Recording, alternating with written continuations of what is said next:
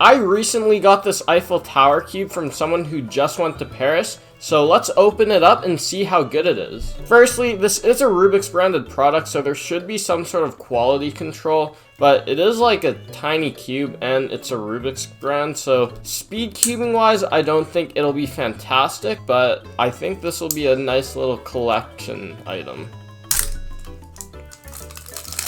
So it also is a keychain cube, so that'll be nice to just carry around. But yeah, let's just start with some first turns. I don't know exactly where I should start. I'll put the keychain like at the back here. Oh. And it is about as good as I expected it to be. This first J Perm is just like so like slow and locky. Alright, that's what a J Perm looks like. Oh boy. Turning is not fantastic, but it's okay.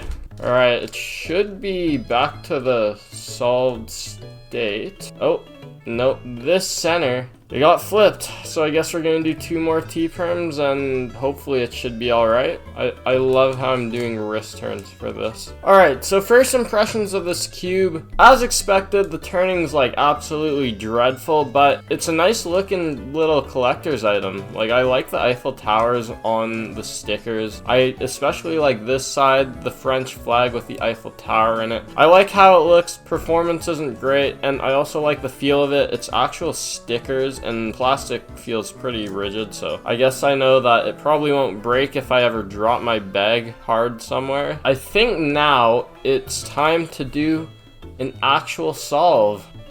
Oh, I'm just doing like so many wrist turns to just scramble this thing.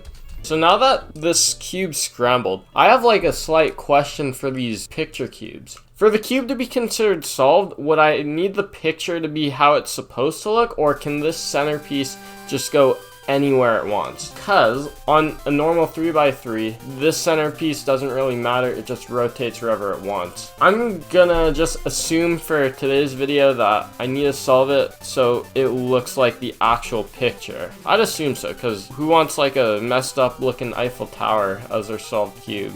I completely forgot about this. There's no white side, it's the French flag, so I think I'm gonna have to go on a different cross color. I think I'll do blue.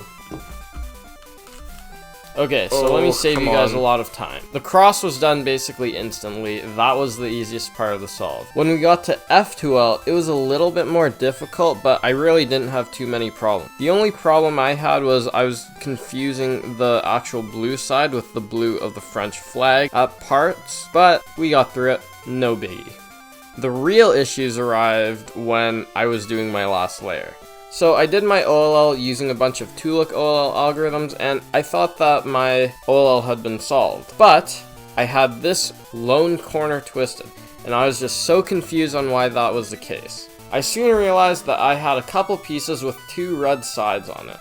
The red from the red side, and the red from the French flag.